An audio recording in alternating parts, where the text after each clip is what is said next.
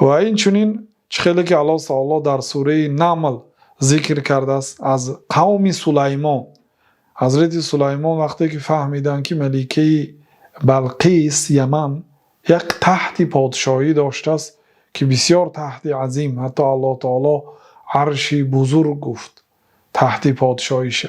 قال یا ایها الملأ ایکم یاتینی بعرشها قبل ان یاتونی مسلمین. حضرت سلیمان با مردم گفتن که ای مردم قوم، کدام شما عرشی ملکه سبع به نزد من میبیرد پیش از آن که مسلمان شده بیارم. خبر اومد به سلیمان که ملکه سبع دعوت سلیمان پذیرفت. حضرت سلیمان مکتوب کرد انه من سلیمان و انه بسم الله الرحمن الرحیم الله تعالی علیه و اتونی مسلمین. این نامه از سلیمان است و این نامه با بسم الله الرحمن الرحیم شروع میشد، کلانگری نکنید، مسلمان شده به نزد من بیایید. سلیمان مکتوب کردن. بعد ملکه با قومش مصلحت کرد و گفت میریم یک هدیه میبریم سلیمان علیه السلام و وام میخوریم. کنی چی میگوید؟ گفته براه بر آمدن. بعد سلیمان وقتی که خبری براه بر آمدن آنها را هدهد رسانید، گفتن که کدام شما مو عرشیه تحت پادشاهیش به نزد من میبیارد پیش از آن که به ها رسیده بیاید.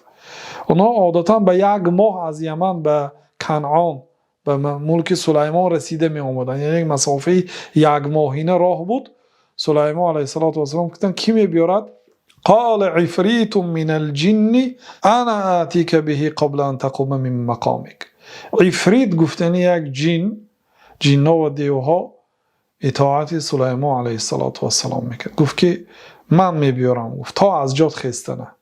تا از جات خستن یک معنای عادیش همین شتگی باشی تا خستنته، یعنی چند ثانیه میبیارم. یک معناش این است که حضرت سلیمان سحر بعد آفتاب برآمدن به مجلس قضا می نشستند تا وقتی پیشین، یعنی بین مردم حکم میکردن. تا اجاد خستنه به معنای یعنی از زمین صبح صادق تا وقتی پیشین میبیارم.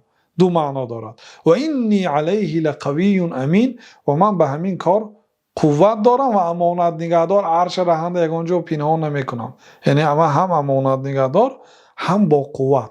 قال الذي عنده علم من الكتاب. یه مرد که در نزد او علمی از کتاب بود گفت که انا آتیک به قبل ان یرتد الیک طرفک. من میبیارم پیش از آن که همین میجت به تو برگردد. گفتم طرف همین است، یعنی یک میجه زده که شدنت میبیارم. گفت انا همین آدم بود، جن نبود. از این پیشنگی عفریت جن بود. الله تعالی که قال عفریت من الجن. عفریت نام جن گفت که من تا از جات خسته نمیبیارم. سلیمان علیه السلام معقول نکردن پیشنهادشه و یک آدم دیگه که در نزد او علمی کتاب بود، یعنی میگن که این آدم اسم اعظم میدانست. یعنی اسم اعظم دانستن این الکه اولیا هست. کرامات الله تعالی به همین آدم همین است که یعنی دعاش مقبول است. انا آتیک به قبل ان یرتد الیک طرفک، پیش از آن که میجت به خودت برگردد من گرام میبیام.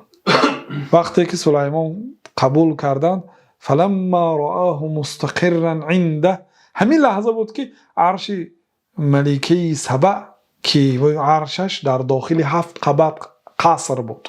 اول عرش ساختگی بعد قصر ساختگی، برای آنکه از در و دروازه های آن قصرها نمی در آمد.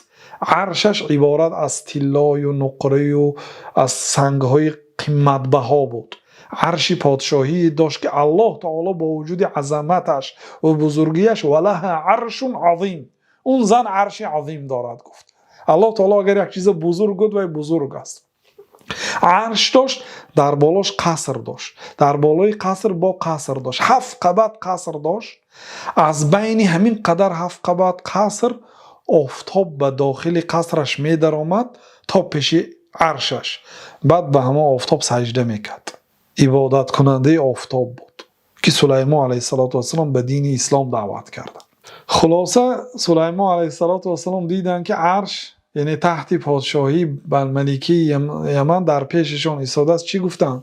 قال هذا من فضل ربی لیبلونی اشکر ام اکفر. این فضل پروردگار من به من است، یعنی این داد الله تعالی به من است.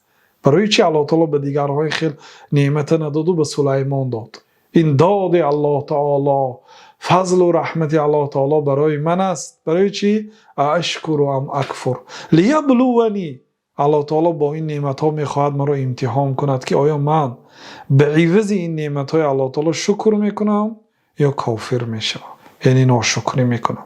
فانما یشکر لنفسه و من شکر فانما یشکر لنفسه. کسی شکر کند و فایده خودش است، برای خودش شکر گفته است. در اینجا وجه دلیل چی است؟ و هذا الذي عنده علم من الكتاب ليس نبيا. این آدمی که در نزد سلیمان نشسته است پیغمبر نیست.